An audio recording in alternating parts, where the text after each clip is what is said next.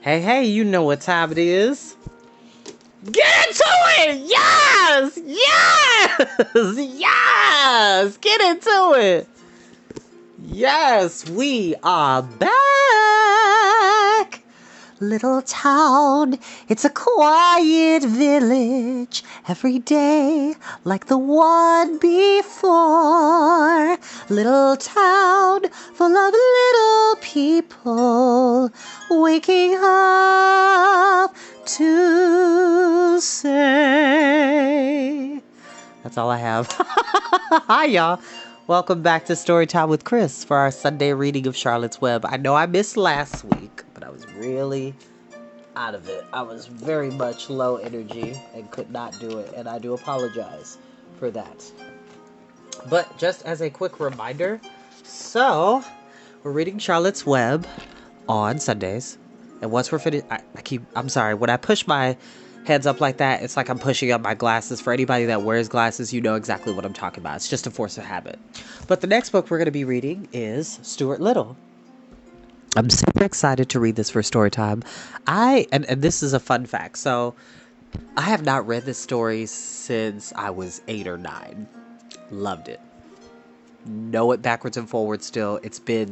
I'm 31 years old now. So it's been since I was 8 or 9 when I read this book. And I still have my original copy. It was a hardback copy. It's somewhat falling apart. But I treasure it. And I have never given it up. Nor will I ever give it up. Excuse me. So, we're going to be reading Stuart Little after Charlotte's Web, which is by the same author, E.B. White. So, if we get a good reaction for Stuart Little, we might go ahead and read The Trumpet of the Swan, which is another E.B. White book. That is really good. And there's a good animated movie of that from the 90s. All right. Okay, so I would just tell y'all right now, I just got home from work maybe about half an hour ago. I've been up since early this morning, since about 6:30. I am tired, so if you see me yawn a little bit, that doesn't mean I'm not interested. I'm just catching up with the recovery from the day.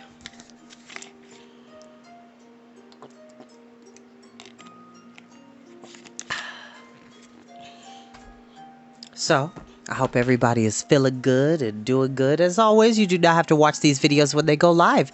You're more than welcome to watch them in your downtime, nap time, max relaxing, chillaxing time, in between time, me time, scheme time, CP time. Anytime you want to hear a highly animated voice bring you wonderful stories of magic, fantasy, science fiction, adventure, and many, many more in between. Put on some chapstick, because I was in violation. Because we gotta be presentable when we go on camera. Let me fix my eyebrows, because that's always messed up.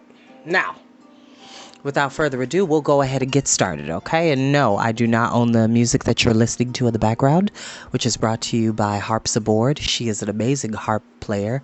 Harpist, I believe, is the proper term, but that is not mine. I definitely give full credit to Harps Aboard. Please check her out on YouTube, Instagram, and as well as Facebook. All right. So the last time we were here, the goose and the gosling had the goose and the gander had 7 goslings, one of which, it was 8 of them, but only 7 of them hatched, and the 8th egg ended up being a dud and was given to Templeton to put in his little treasure trove of rubbish and stuff. So, we're going to go ahead and get started on where we left off last time.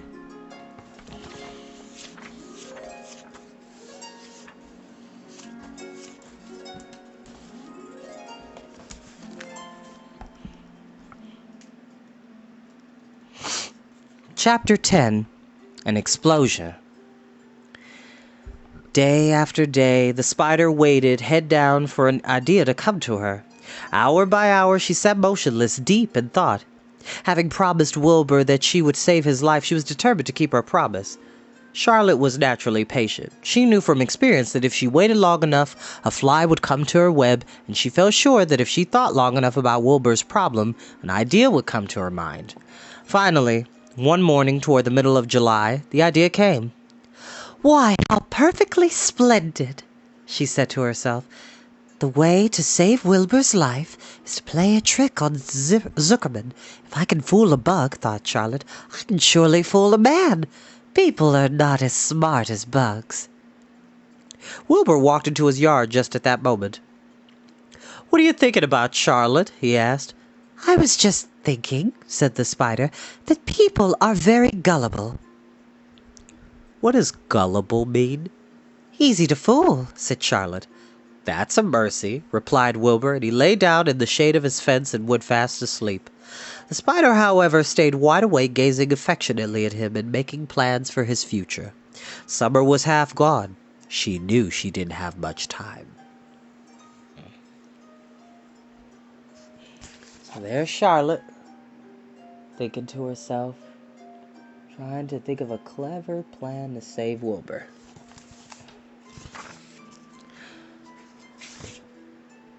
That morning, just as Wilbur fell asleep, Avery Arable wandered into the Zuckerman's front yard, followed by Fern. Avery carried a live frog in his hand. Fern had a crown of daisies in her hair. The children ran for the kitchen. "Just in time for a piece of blueberry pie," said Mrs. Zuckerman. "Look at me. Look at my frog," said Avery, placing the frog on the drain board and holding out his hand for pie. "Take that thing out of here," said Mrs. Zuckerman. "He's hot," said Fern. "He's almost dead, that frog." "He is not," said Avery. "He lets me scratch him between the eyes." The frog jumped and landed in Mrs. Zuckerman's dishpan full of soapy water. "You're getting your pie on you," said Fern. "Can I look for eggs in the hen house, Aunt Edith?" "Run outdoors, both of you, and don't bother the hens." "It's getting all over everything," shouted Fern. "His pie is all over his front." "Come on, frog," cried Avery. He scooped up his frog. The frog kicked, splashing soapy water onto the blueberry pie. "Another crisis," groaned Fern. "Let's swing in the swing," said Avery. The children ran to the barn. Mr. Zuckerman had the best swing in the county. It was a single long piece of heavy rope tied to the beam over the north doorway. At the bottom end of the rope was a fat knot to sit on. It was arranged so that you could swing without being pushed. You climbed a ladder to the hayloft, and holding the rope, you stood at the edge and looked down and were scared and dizzy. Then you straddled the knot so that it acted as a seat. Then you got up all your nerve, took a deep breath, and jumped. For a second, you seemed to be falling into the barn floor far below, but then suddenly the rope would begin to catch you, and you would sail through the barn door going a mile a minute, with the wind whistling in your ears and eyes and hair. Then you would zoom upward into the sky, look up at the clouds, and the rope would twist, and you would twist and turn with the rope. Then you would drop down, down, down out of the sky, and come sailing back into the barn. Almost into the hayloft. Then sail out again. Then in again, then out again, then in again, then out again, then in, and then you jump off and fall down and let someone else have a try. Mothers for miles worried about Zuckerman's swing. They feared some child would fall off, but no child ever did. Children's almost always hang on to things tighter than their parents think they would. Fun fact. And it wasn't in a barn, but growing up, I remember there being a tire swing it was wrapped around like a big heavy branch on top of a high tree, and I remember swinging in that tire swing. My Uncle Reggie had one, and it was amazing. I love it. I miss that house. I truly, truly, truly, truly miss that house. It was a magical house. Had a huge backyard, and it was right next to a forest with a creek. It was beautiful, very serene, in my opinion. Avery put the frog in his pocket and climbed to the hayloft. "The last time I swung in this swing, I almost crashed into a barn swallow," he yelled. "Take that frog out," ordered Fern. Avery straddled the rope and jumped. He sailed out through the door, frog and all, into the sky, frog and all. Then he sailed back into the barn. "Your tongue is purple," screamed Fern. "So is yours," cried Avery, sailing out again with the frog. "I have hay inside my dress. It itches," called Fern. "Scratch it," yelled Avery as he sailed back. It's my turn, said Fern. Jump off. Fern's got the itch, sang Avery. When he jumped off, he threw the swing up to his sister. She shut her eyes tight and jumped. She felt the dizzy drop and the supporting lift of the swing. When she opened her eyes, she was looking up into the blue sky and was about to fly back through the door. They took turns for an hour. When the children grew tired of swinging, they went down toward the pasture and picked wild raspberries and ate them. Their tongues turned from purple to red. Fern bit into a raspberry that had a bad-tasting bug inside it and got discouraged. Avery found an empty candy box and put his frog in it. The frog seemed tired after his morning in the swing. The children walked slowly up toward the barn. They, too, were tired and hardly had any energy to walk. Let's build a treehouse, suggested Avery. I want to live in a tree with my frog. I'm going to visit Wilbur, Fern announced. They climbed the fence into the lane and walked lazily toward the pig pen. Wilbur heard them coming and got up. Avery noticed the spider web, and coming closer, he saw Charlotte. See, Avery's up here in the hayloft. Fern's just swinging, having a good time. Hey, look at that big spider, he said. It's tremendous. And I'm not kidding, that's how he said it. Tremendous, not tremendous. Which is the proper, which is Tremedous. He said tremendous. So Tremenjus. That is not the proper way to spell it. Leave it alone, commanded Fern. You've got a frog, isn't that enough? That's a fine spider, and I'm going to catch it, said Avery. He took the corner off the candy box. Then he picked up a stick. I'm going to knock off that old spider into this box, he said.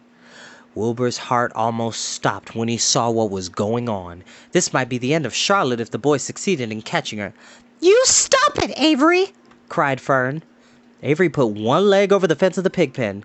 He was just about to raise his stick to hit Charlotte when he lost his balance. He swayed and toppled and landed on the edge of Wilbur's trough. The trough tipped up and then came down with a slap. The goose egg was right underneath. There was a dull explosion as the egg broke, and then a horrible smell. Fern screamed. Avery jumped to his feet. The air was filled with terrible gases and smells from the rotten egg. Templeton, who had been resting in his home, scuttled away into the barn. Ugh, good night, said Avery. Good night. What a stink. Let's get out of here. Fern was crying. She held her nose and ran toward the house. Avery ran after her, holding his nose. Charlotte felt greatly relieved to see him go. It had been a narrow escape. Later on that morning, the animals came up from the pasture, the sheep, the lambs, the gander, the goose, and the 7 goslings. There were many complaints about the awful smell, and Wilbur had to tell the story over and over again of how the arable boy had tried to capture Charlotte, and how the smell of the broken egg drove him away just in time. It was that rotten goose egg that saved Charlotte's life, said Wilbur. The goose was proud of her share in the adventure. I'm delighted that the egg never hatched, she gabbled. There's Avery, being foolish. If you look closely, there's Templeton, right here, scurrying into his little home, where the egg is, right there. Yeah. Templeton, of course, was miserable over the loss of his beloved egg, but he couldn't resist boasting. It pays to save things, he said in his surly voice. A rat never knows when something is going to come in handy. I never throw anything away. Well, said one of the lambs, this whole business is all well and good for Charlotte. But what about the rest of us? The smell is unbearable. Who wants to live in a barn that is perfumed with rotten egg? Bah. Don't worry, you'll get used to it, said Templeton. He sat up and pulled wisely at his long whiskers, then crept away to pay a visit to the dump. When Lurvy showed up at lunchtime carrying a pail of food for Wilbur, he stopped short a few paces from the pig pen. He sniffed the air and made a face. What in thunder? He said, setting the pail down, and picked up the stick that Avery had dropped and pried the trough up. Rats, he said. Phew! I might have known a rat would make a nest under this trough. How I hate a rat! And Lurvy dragged Wilbur's trough across the yard and kicked some dirt into the rat's nest, bearing the broken egg and all Templeton's other possessions. Then he picked up the pail. Wilbur stood in the trough, drooling with hunger. Lurvy poured. The slops ran creamily down around the pig's eyes and ears. Wilbur grunted. He gulped and sucked and gulped, making swishing and swooshing noises, anxious to get everything at once. It was a delicious meal. Skim milk, wheat middlings, leftover pancakes, half a donut, the rind of a summer squash, 2 pieces of stale toast, a third of a ginger snap, a fish tail, 1 orange peel, several noodles from a noodle soup, the scum off of a cup of cocoa, an ancient jelly roll, a strip of paper from the lining of the garbage pail, and a spoonful of raspberry jello. Wilbur ate heartily. He planned to leave half a noodle and a few drops of milk for Templeton. Then he remembered that the rat had been useful in saving Charlotte's life, and that Charlotte was trying to save his life, so he left a whole noodle instead of a half. Now that the broken egg was buried, the air cleared and the barn smelled good again. The afternoon passed and evening came. Shadows lengthened, the cool and kindly breath of evening entered through doors and windows. Astride her web, Charlotte sat moodily eating a horsefly and thinking about the future. After a while, she bestirred herself. She descended to the center of the web, and there she began to cut some of her lines. She worked slowly but steadily while the other creatures drowsed. None of the others, not even the goose, noticed that she was at work. Deep in his soft bed, Wilbur snoozed. Over in their favorite corner, the goslings whistled a night song. Charlotte tore quite a section out of her web, leaving an open space in the middle. Then she started weaving something to take the place of the threads she had removed. When Templeton got back from the dump around midnight, the spider was still at work.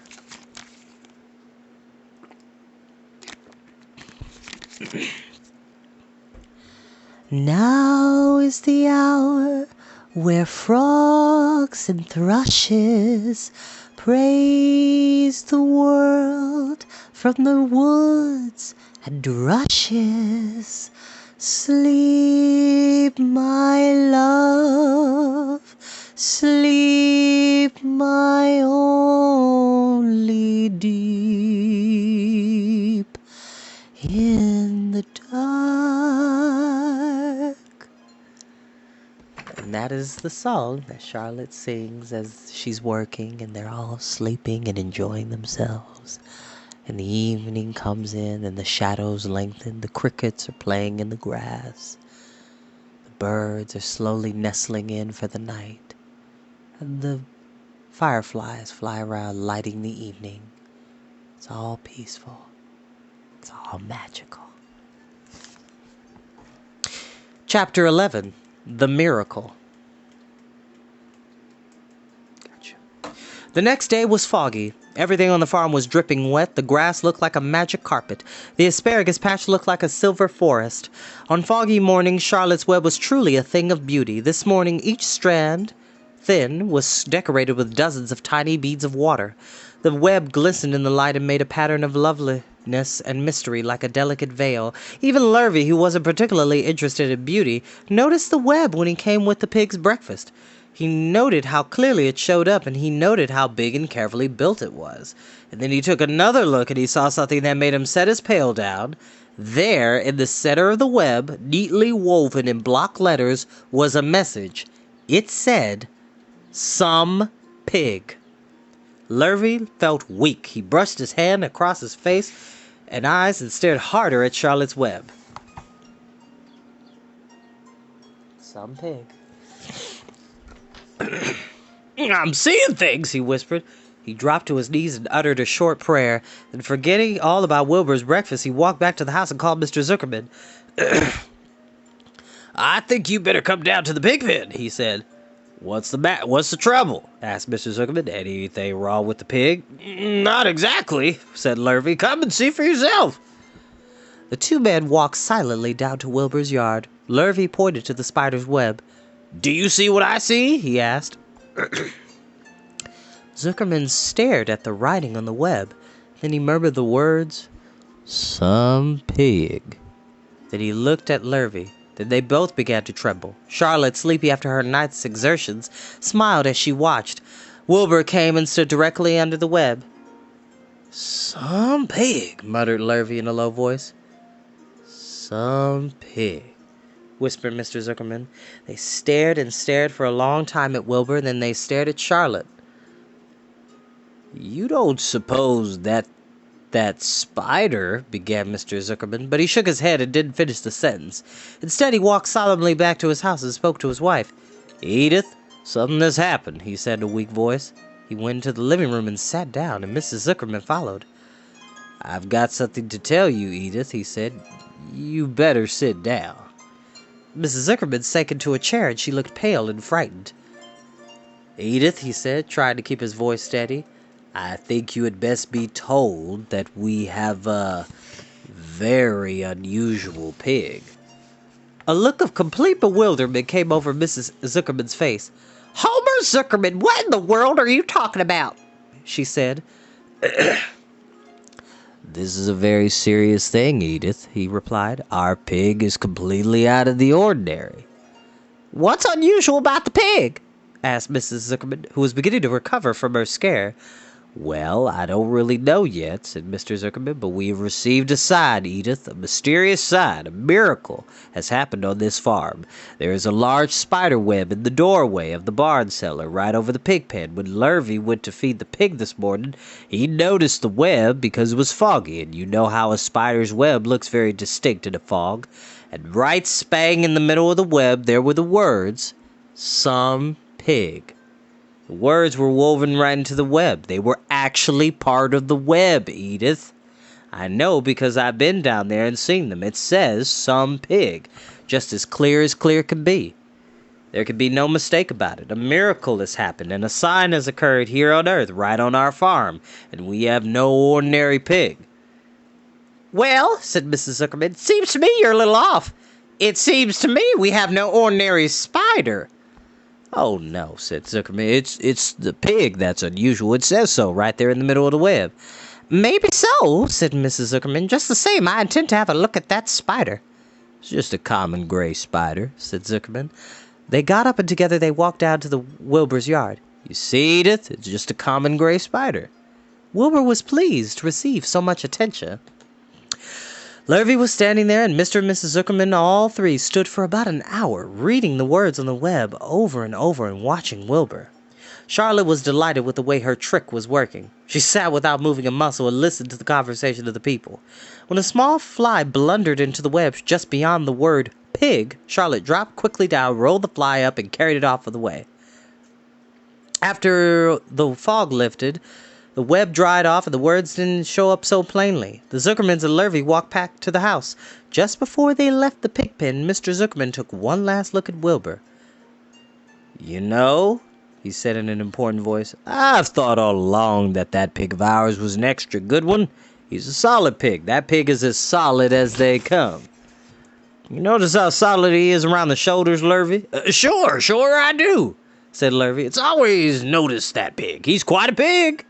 "He's long and he's smooth," said Zuckerman. "That's right," agreed Lurvy. "He's as smooth as they come. He's some pig." When Mr. Zuckerman got back to this house, he took off his work clothes and put on his best suit. Then he got into his car and drove to the minister's house. He stayed for an hour and explained to the minister that a miracle had happened on the farm. "So far," said Zuckerman, "only 4 people on earth know about this miracle. Myself, my wife, Edith, and our hired man, Lurvy, and you." "Don't tell anyone else," said the minister. "We don't know what it means yet, but perhaps if I give thought to it, I can explain it in my sermon next Sunday. There can be no doubt that you have a most unusual pig. I intend to speak about it in my sermon and point out the fact that this community has been visited with a wondrous animal. By the way, does the pig have a name?" "Why, yes," said Mr. Zuckerman. "My little niece calls him Wilbur. She's a rather queer child, full of notions. She raised the pig on a bottle, and I brought it from her when he was a month old." He shook hands with the minister and left. Secrets are hard to keep. Long before Sunday came, the news spread all over the county. Everybody knew that a sign had appeared in a spider's web on the Zuckermans' place. Everybody knew that the Zuckermans had a wondrous pig. People came from miles around to look at Wilbur and to read the words on Charlotte's web. The Zuckermans' driveway was full of cars and trucks from morning till night.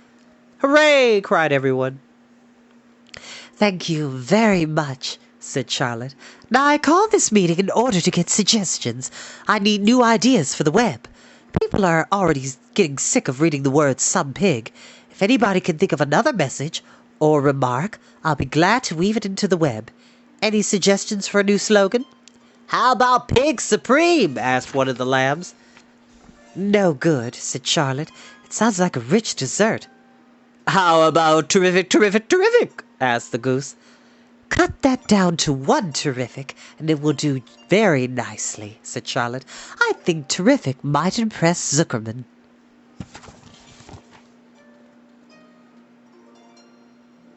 We've got lots in common where it really counts, where it really counts. We've got large amounts. What we look like doesn't count it out. We've got lots in common where it really counts. If anybody's seen the original animated movie of Charlotte's Web, you know what I'm talking about. If you know, you know. Which I have it on DVD. I used to have it on VHS too and would watch it very frequently. Love that movie.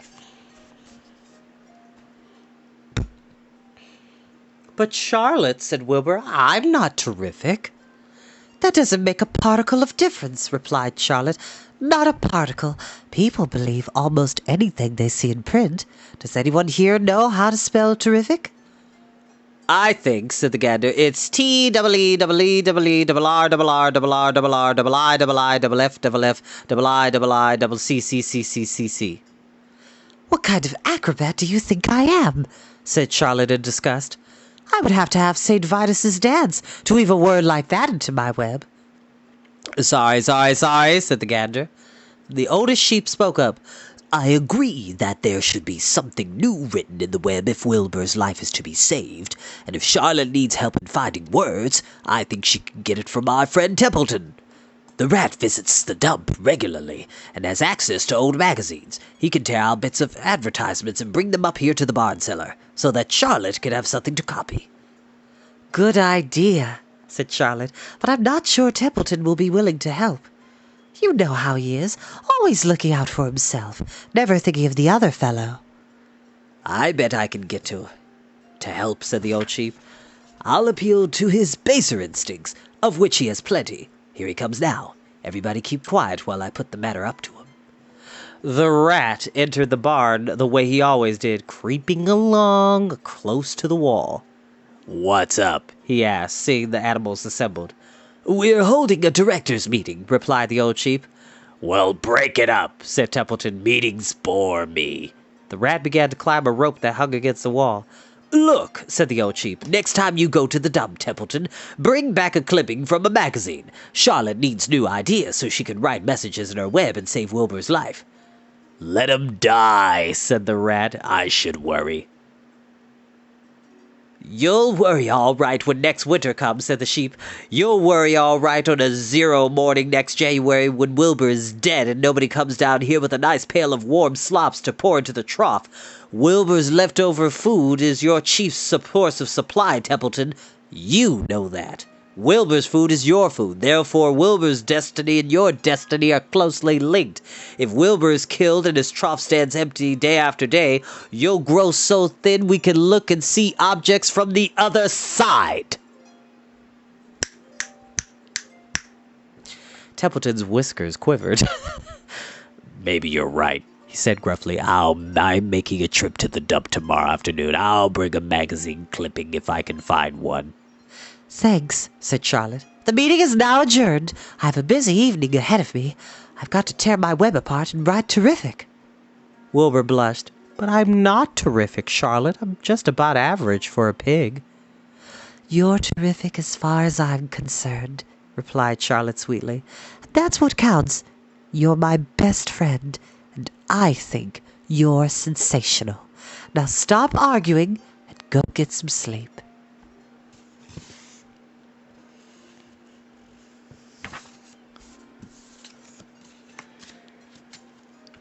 Oh, excuse me. That is where we will end for today. Let me tell you something. in the movie, it's the goose that says that whole monologue to Templeton about, like, you'll worry when next winter comes, when Wilbur's dead, and you won't have any warm sloths to be put in the trough. Wilbur's food is your food. That means Wilbur's destiny and your destiny are closely linked. And if Wilbur is dead, and you starve day by day, you'll grow so thin we can see your stomach and see objects on the other side. That, kids, is called a read, okay? That is a shady read, okay?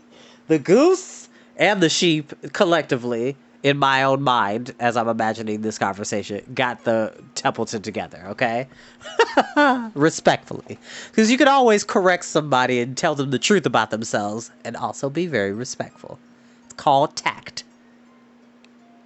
And everybody can learn how to use tact. But without further ado, I must depart, and I will see you next time. Bye, y'all. Bye-bye.